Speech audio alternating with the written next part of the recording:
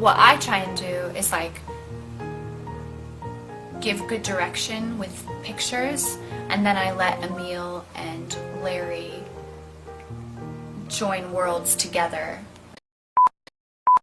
In your song we can hear orchestral influences, organic sound, but also electronic and maybe influences from hip-hop.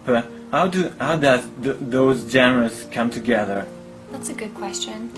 I mean, like I was saying before, Emil Haney, who is like an amazing hip-hop producer, is really good friends with Larry Gold, who is an amazing string composer.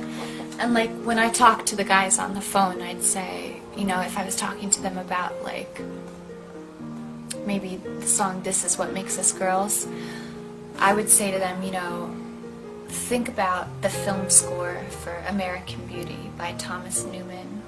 That meets Bruce Springsteen in the 80s, meets girls sneaking out in the hot summertime in Miami or something.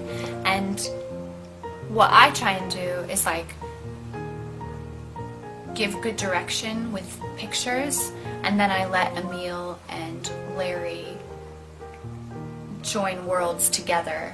Larry with his orchestra from Philadelphia, and Emil with his beats that he programs. So I try and paint pictures for them with words, and then they send things back to me, and it's always amazing. Because After the Races, for example, has a strong hip-hop influences. Have you ever heard the last album of Kanye West? Which one is his last album? My Dark Twisted Fantasy. Yes, yes. I've heard all his singles off of it. For me, there is they are maybe.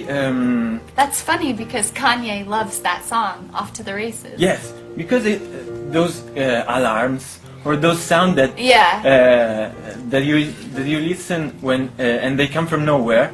They're also in Kanye's album. Which ones? The sounds? Yes, yes. Are they? The alarm sound is also in Kanye. If you. You're kidding me. Yes, yes.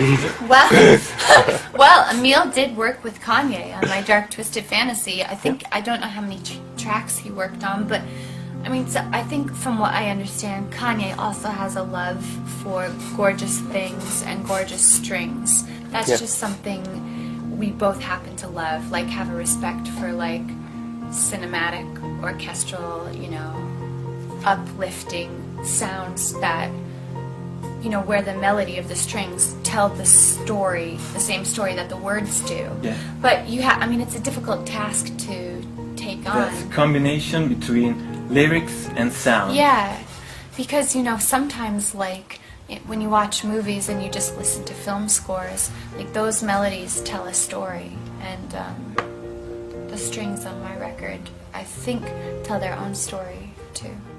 So yeah, I'm constantly fascinated about the DNA of Lana's music, and nothing excites me more than to discover the inspirations behind her music, you know, behind the music videos, behind her writing approach, behind how she sings. And Born to Die has always been one of those albums that you couldn't figure out. Like, you hear a lot of sounds, you hear the hip-hop influence, you hear the strings, you hear the cinematics, but you can't pinpoint, you know, where everything is coming from.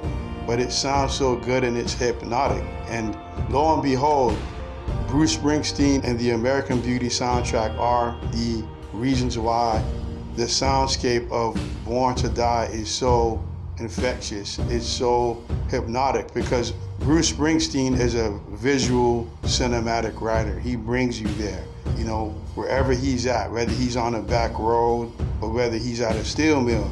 And the American Beauty soundtrack is so hypnotic and it's so dreamy. And so when you combine those two things together, that is where you achieve the sound, the cinematic sound of Born to Die. And Larry Gold and Emil Haney and everyone else involved did a fantastic job of reinterpreting those things into Lana's music.